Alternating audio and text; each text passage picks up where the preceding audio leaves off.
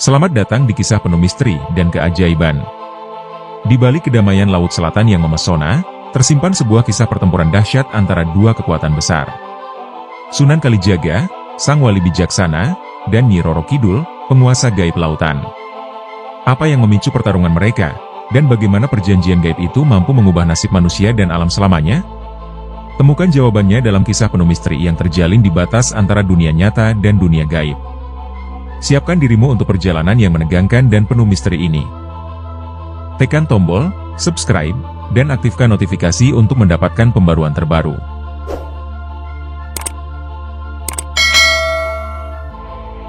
Sunan Kalijaga, salah satu wali terkenal di Jawa, tengah dalam perjalanannya menyebarkan ajaran Islam di pesisir selatan Jawa. Pada suatu malam yang tenang, ia tiba di sebuah pantai terpencil yang dihiasi oleh suara ombak yang tenang. Namun, suasana berubah ketika angin laut tiba-tiba menjadi dingin, dan kabut tipis mulai menyelimuti area sekitarnya. Di tengah kabut tersebut, muncul sosok wanita anggun berbalut kain hijau dengan aura mistis yang sangat kuat, Nyi Roro Kidul, penguasa Laut Selatan. Nyi Roro Kidul menatap Sunan Kalijaga dengan tatapan penuh kekuatan, menyadari bahwa di hadapannya bukanlah manusia biasa. Keduanya berdiri dalam keheningan yang mendalam, saling menakar kekuatan satu sama lain. Nyi Roro Kidul tahu bahwa pertemuan ini tidaklah kebetulan. Ia merasa ada sesuatu yang mengancam wilayah kekuasaannya, sementara Sunan Kalijaga juga merasakan energi mistis yang berbeda dari yang pernah ia temui selama misinya. Sunan Kalijaga membuka pembicaraan dengan sopan, namun penuh wibawa, bertanya mengapa alam di sekitarnya tampak begitu berubah saat ia tiba di sana.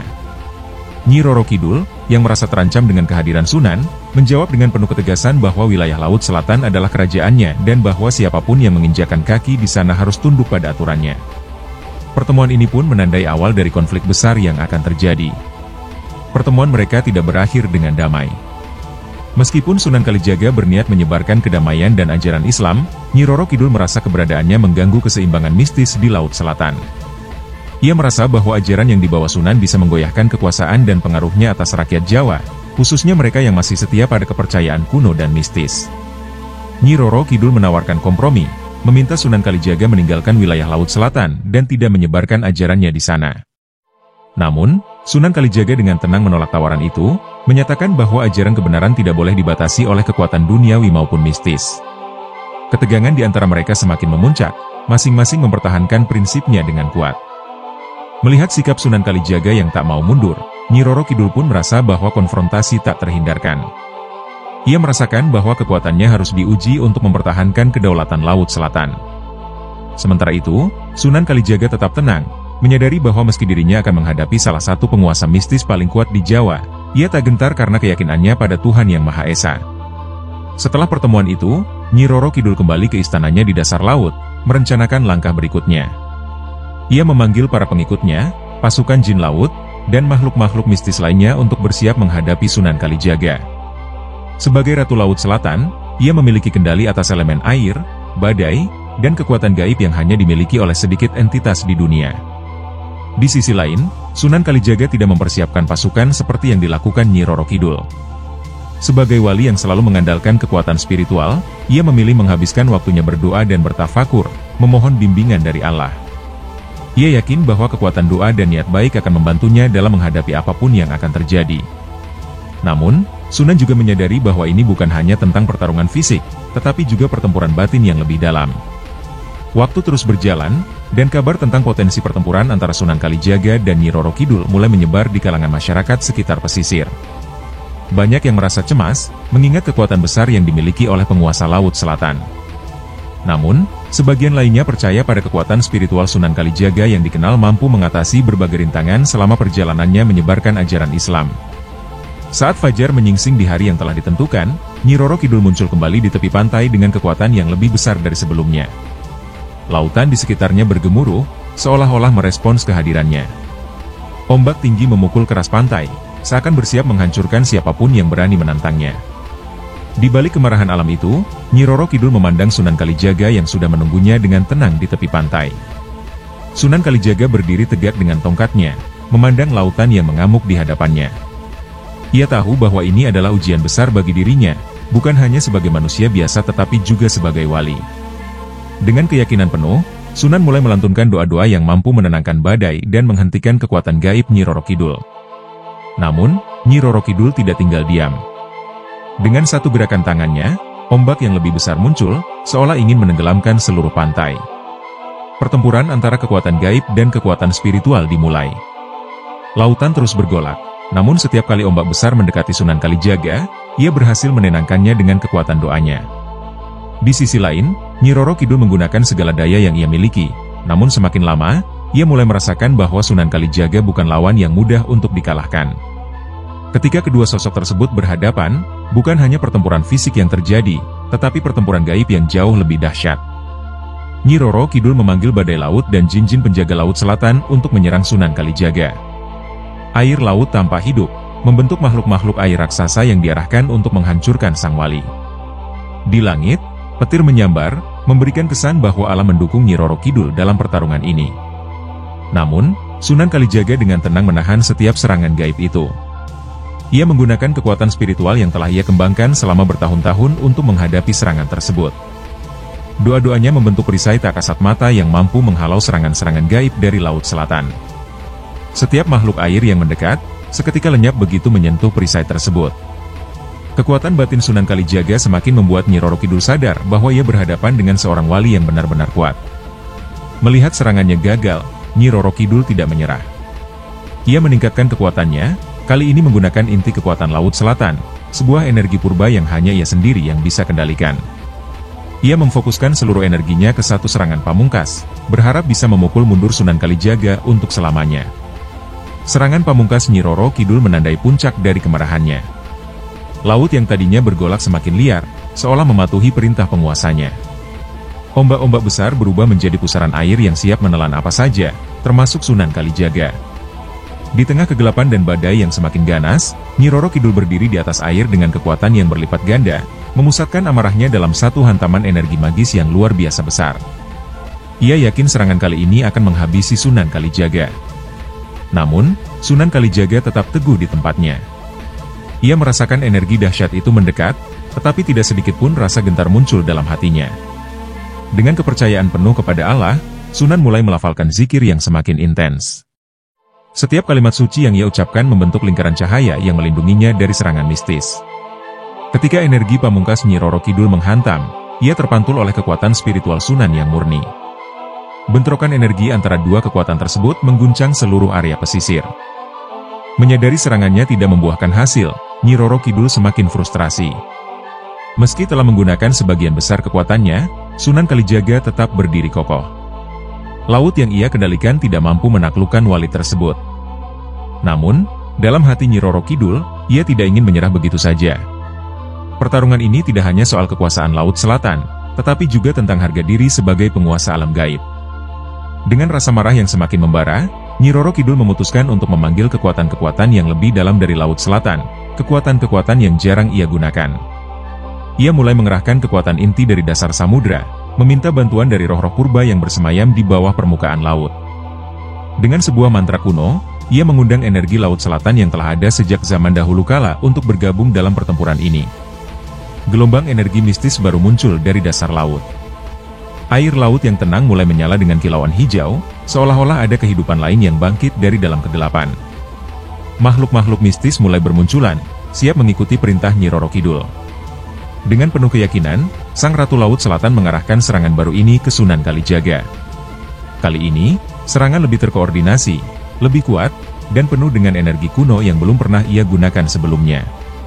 Sunan Kalijaga, yang tetap bertahan dengan kekuatan spiritualnya, merasakan perbedaan dari serangan kali ini. Kekuatan yang dihadapinya jauh lebih besar dan lebih berbahaya.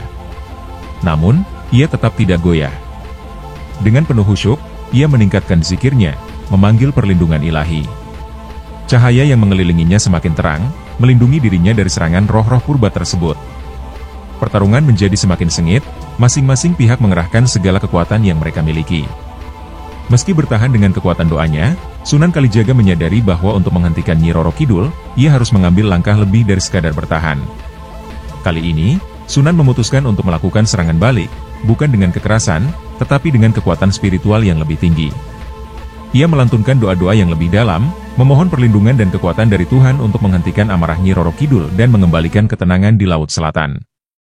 Ketika doa-doa Sunan Kalijaga semakin kuat, angin badai yang awalnya mengamuk perlahan mulai mereda. Ombak yang tadi ganas berubah menjadi tenang, dan makhluk-makhluk mistis yang dipanggil Nyi Roro Kidul mulai mundur. Energi spiritual dari Sunan Kalijaga yang penuh dengan ketenangan dan kedamaian perlahan meresap ke alam sekitarnya. Nyi Roro Kidul yang semula penuh amarah kini mulai merasakan sesuatu yang aneh. Kekuatannya yang selama ini tak tertandingi mulai melemah di hadapan ketulusan dan keimanan sang wali.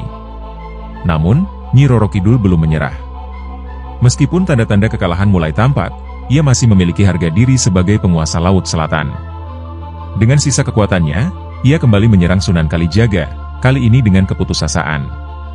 Tetapi setiap serangan yang diluncurkan, baik melalui badai maupun makhluk gaib, tidak lagi memiliki dampak yang sama. Sunan Kalijaga tetap tenang, dan ketenangannya ini yang justru membuat Nyi Roro Kidul semakin tertekan. Setelah beberapa waktu, Nyi Roro Kidul mulai merasakan kelelahan. Kekuatan yang ia kerahkan begitu besar, namun hasilnya nihil. Serangan balik Sunan Kalijaga tidak hanya berhasil menahan amarahnya, tetapi juga perlahan-lahan mengikis energi mistis yang ia banggakan. Laut yang tadinya menjadi alat kekuasaannya, kini tidak lagi merespons perintahnya dengan secepat sebelumnya. Ia mulai sadar bahwa Sunan Kalijaga memiliki kekuatan yang jauh melampaui kekuatan fisik maupun mistis biasa. Dalam hatinya, Nyi Roro Kidul mulai meragukan apakah pertempuran ini sepadan dengan semua yang telah ia keluarkan. Namun, ia juga tahu bahwa menyerah bukanlah sifatnya sebagai penguasa Laut Selatan. Rasa frustrasi semakin memuncak, tetapi tubuh mistisnya tidak lagi mampu mempertahankan intensitas serangan seperti sebelumnya. Kekuatan spiritual Sunan Kalijaga terus melingkupi pantai, membuat area itu menjadi tenang dan damai. Sunan Kalijaga menyadari bahwa Nyi Roro Kidul mulai kelelahan. Meski demikian, ia tidak merasa puas atau sombong. Ia tahu bahwa tujuan pertarungan ini bukanlah untuk saling mengalahkan, melainkan untuk mencapai pemahaman yang lebih dalam tentang kekuatan alam dan spiritual. Sunan Kalijaga memutuskan untuk memberikan kesempatan pada Nyi Roro Kidul untuk berdamai, menyadari bahwa kekuatan yang sesungguhnya bukanlah kekerasan, melainkan kedamaian yang datang dari dalam diri. Nyi Roro Kidul akhirnya menyadari bahwa pertarungan ini tidak akan berakhir dengan kemenangan baginya. Meski amarahnya belum sepenuhnya reda, ia merasakan bahwa kekuatannya sudah mulai menipis dan Sunan Kalijaga tidak menunjukkan tanda-tanda menyerang balik secara fisik. Sang penguasa Laut Selatan mulai berpikir ulang, menyadari bahwa pertempuran tanpa akhir ini hanya akan melemahkannya lebih jauh. Ia pun menghentikan serangannya, mengangkat tangan sebagai isyarat untuk mengajukan perundingan. Melihat sikap Nyi Roro Kidul yang mulai membuka diri, Sunan Kalijaga merespons dengan ketenangan dan kesabaran. Ia mengerti bahwa segala hal harus diselesaikan dengan kedamaian, bukan dengan kekerasan. Dalam suasana yang semakin tenang itu, Sunan Kalijaga melangkah maju, menawarkan solusi yang jauh lebih bijaksana. Ia mengajak Nyi Roro Kidul untuk berdamai, menyarankan agar kekuatan spiritual yang mereka miliki digunakan untuk menjaga keseimbangan alam, bukan untuk menghancurkan. Nyi Roro Kidul mendengarkan dengan seksama. Meski hatinya masih diliputi ego dan rasa ingin membuktikan kekuatan, ia tidak dapat memungkiri bahwa Sunan Kalijaga berbicara dengan hikmah yang dalam. Tawaran damai itu tidak hanya menenangkan dirinya, tetapi juga memberikan kesempatan untuk menjaga kekuasaannya tanpa harus terus-menerus berperang. Akhirnya, Nyi Roro Kidul setuju untuk membicarakan syarat-syarat perjanjian yang akan menjaga hubungan baik antara mereka. Setelah badai mereda dan laut kembali tenang, Sunan Kalijaga dan Nyi Roro Kidul duduk bersama untuk merumuskan persyaratan perdamaian. Sunan Kalijaga dengan bijak mengusulkan agar keduanya bekerja sama dalam menjaga keseimbangan antara dunia manusia dan dunia gaib. Ia menekankan bahwa dunia manusia membutuhkan perlindungan dari kekuatan alam, namun dunia gaib juga harus dihormati dan tidak boleh dilanggar tanpa alasan. Sunan Kalijaga menawarkan pendekatan harmonis, di mana keduanya akan menjaga wilayah masing-masing dengan saling menghormati.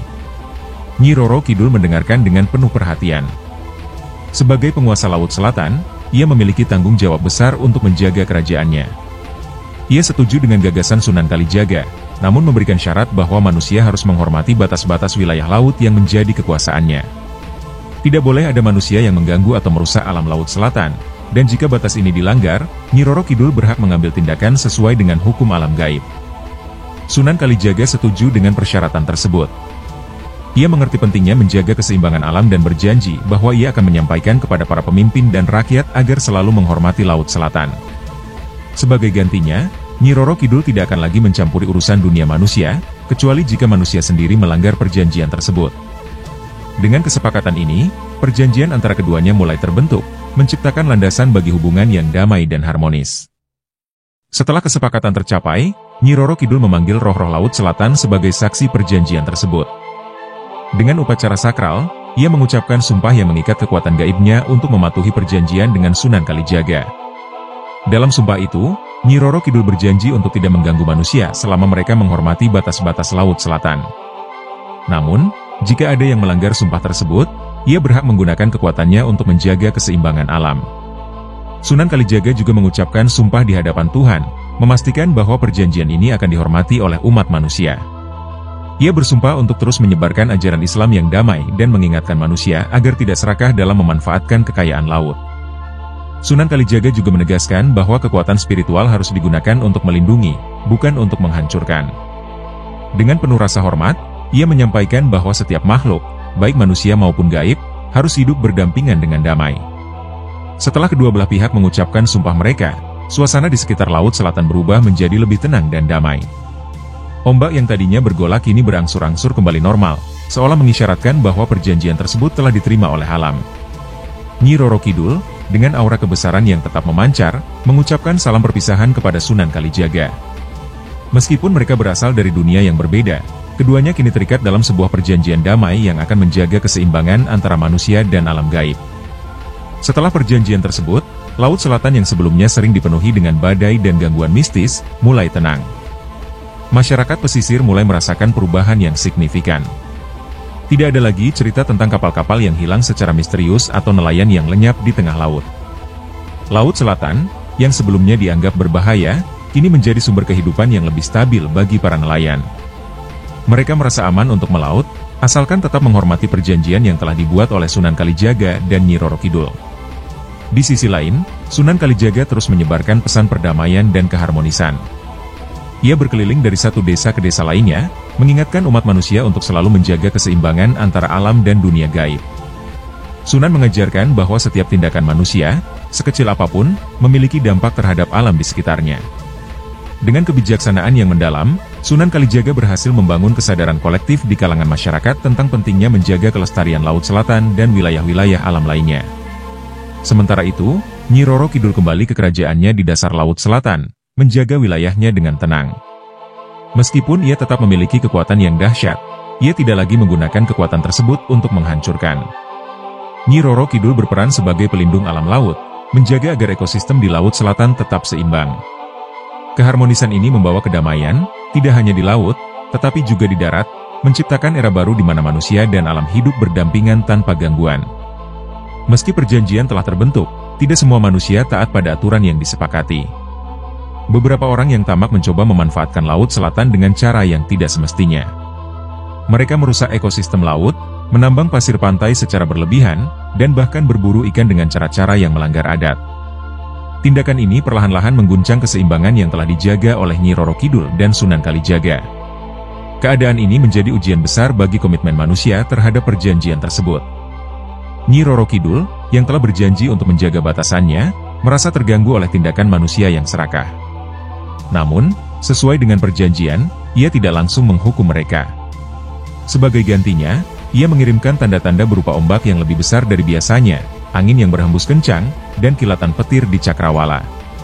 Ini semua adalah peringatan bagi mereka yang melanggar kesepakatan, bahwa ada konsekuensi dari tindakan mereka jika tidak segera bertobat dan menghentikan perusakan alam. Sunan Kalijaga, yang selalu peka terhadap gejolak alam, segera menyadari bahwa sebagian manusia mulai menyimpang dari perjanjian. Ia kembali berkeliling untuk mengingatkan mereka, memperingatkan bahwa alam memiliki batas kesabarannya. Dengan penuh kesabaran, Sunan berusaha menanamkan kembali nilai-nilai harmoni dan kerendahan hati, mengajarkan bahwa alam bukanlah sesuatu yang bisa dieksploitasi tanpa tanggung jawab.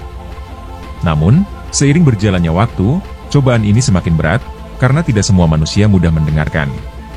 Ketika peringatan dari Nyi Roro Kidul diabaikan oleh sebagian besar manusia, keseimbangan Laut Selatan mulai terganggu. Ombak yang tadinya tenang mulai berubah menjadi badai yang dahsyat. Beberapa kapal nelayan yang tidak mematuhi batas-batas wilayah mulai hilang di telan lautan, seolah-olah lautan murka kepada mereka. Tanah di sekitar pantai mulai longsor, merusak pemukiman penduduk yang terlalu dekat dengan laut. Ini semua adalah manifestasi dari murka alam terhadap mereka yang melanggar perjanjian. Melihat situasi yang semakin memburuk, Sunan Kalijaga tidak tinggal diam. Ia menyadari bahwa tindakan Nyi Roro Kidul adalah bentuk pembelajaran bagi manusia, agar mereka kembali menghargai alam. Namun, Sunan juga merasa perlu turun tangan untuk menenangkan situasi. Ia mengadakan doa-doa khusus dan meminta manusia untuk kembali bertobat. Sunan mengajak mereka untuk bersama-sama memperbaiki kerusakan yang telah terjadi, baik secara fisik maupun spiritual. Sementara itu, Nyi Roro Kidul memperhatikan dari kejauhan. Ia melihat apakah manusia mampu belajar dari kesalahan mereka atau tidak. Meski ia memiliki kuasa untuk menghancurkan mereka yang melanggar, ia tetap berpegang pada perjanjian untuk memberikan mereka kesempatan bertobat. Namun, jika manusia terus-menerus menantang keseimbangan alam, Nyi Roro Kidul siap untuk melindungi kerajaannya dengan kekuatan penuh, memastikan bahwa Laut Selatan tetap menjadi wilayah yang suci dan terjaga. Setelah serangkaian bencana melanda pantai selatan, kesadaran mulai tumbuh di hati manusia. Mereka akhirnya menyadari bahwa segala yang terjadi adalah akibat dari keserakahan mereka sendiri. Para nelayan dan penduduk pesisir mulai berhenti merusak lingkungan dan perlahan-lahan memperbaiki alam yang telah mereka rusak. Mereka menanam kembali pohon-pohon bakau yang ditebang, menjaga kebersihan pantai, dan menghentikan praktik-praktik perusakan laut yang merugikan. Sunan Kalijaga berperan penting dalam proses pemulihan ini. Ia membimbing masyarakat untuk memperbaiki kesalahan mereka dan memohon ampun kepada Tuhan serta kepada Nyi Roro Kidul. Dalam berbagai kesempatan, Sunan mengadakan ritual-ritual adat yang bertujuan untuk menenangkan alam, mengembalikan harmoni antara manusia dan kekuatan gaib Laut Selatan. Upaya Sunan tidak hanya berdampak pada alam, tetapi juga menumbuhkan kembali rasa saling menghormati di antara manusia. Nyi Roro Kidul, yang memperhatikan setiap perubahan ini, merasa lega. Ia melihat bahwa manusia akhirnya kembali menghormati alam dan menjaga batas-batas yang telah disepakati. Dengan penuh kebijaksanaan, Nyi Roro Kidul menahan kekuatannya dan menghentikan segala bentuk bencana yang sempat ia kirimkan sebagai peringatan. Keseimbangan mulai pulih, dan Laut Selatan kembali menjadi tenang, sebagai pertanda bahwa perjanjian damai masih dijaga dengan baik. Setelah semua kekacauan mereda dan bencana berhenti, Laut Selatan kembali ke keadaannya yang damai. Masyarakat pesisir yang tadinya ketakutan kini menjalani kehidupan mereka dengan penuh kehati-hatian dan rasa hormat terhadap alam. Ketenangan mulai menyelimuti daerah pantai, dan para nelayan bisa kembali melaut dengan perasaan aman, asalkan mereka tetap menghormati batas-batas yang ditetapkan oleh perjanjian antara Sunan Kalijaga dan Nyi Roro Kidul. Kehidupan kembali normal, namun kini dihiasi dengan kesadaran yang lebih mendalam akan pentingnya menjaga keseimbangan alam. Sunan Kalijaga, yang telah memainkan peran kunci dalam menjaga kedamaian ini, merasa lega bahwa perjanjian yang dia buat bersama Nyi Roro Kidul akhirnya dipatuhi oleh manusia. Ia terus berkeliling untuk mengingatkan orang-orang agar tidak terlena oleh keserakahan dan tetap menjaga keharmonisan dengan alam. Pesan-pesan yang disampaikannya menjadi bagian dari ajaran yang diturunkan kepada generasi berikutnya, mengajarkan bahwa kekuatan alam bukanlah sesuatu yang bisa diabaikan atau dilawan tanpa konsekuensi. Sementara itu, Nyi Roro Kidul kembali mengawasi kerajaannya dengan penuh kebijaksanaan. Meski kekuatannya sangat besar, ia memilih untuk membiarkan manusia hidup damai selama mereka tetap menghormati perjanjian. Laut Selatan, yang sebelumnya penuh dengan badai dan kemarahan, kini menjadi tempat yang sakral, di mana manusia dan alam gaib hidup dalam harmoni. Nyi Roro Kidul menyadari bahwa tugasnya sebagai penjaga Laut Selatan adalah memastikan keseimbangan ini tetap terjaga untuk selamanya.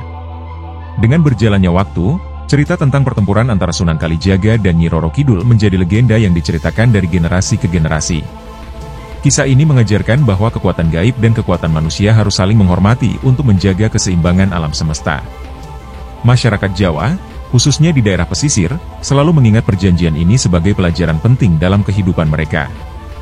Setiap kali mereka melakukan kegiatan di laut, mereka selalu berdoa dan memberikan persembahan kepada penguasa Laut Selatan sebagai bentuk penghormatan. Kebijaksanaan Sunan Kalijaga yang penuh dengan kesabaran dan kedamaian menjadi inspirasi bagi banyak orang.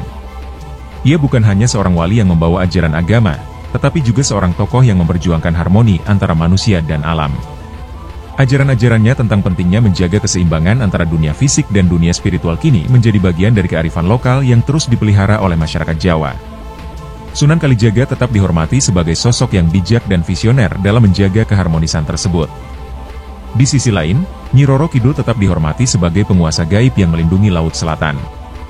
Walau ia dikenal memiliki kekuatan yang menakutkan, orang-orang kini memahami bahwa kekuatannya hanya digunakan untuk melindungi wilayah laut dan menjaga keseimbangan. Dengan perjanjian yang terus dihormati, Nyi Roro Kidul tak lagi perlu mengeluarkan kekuatannya untuk menghukum manusia. namun selalu waspada jika ada yang berani melanggar aturan yang telah disepakati.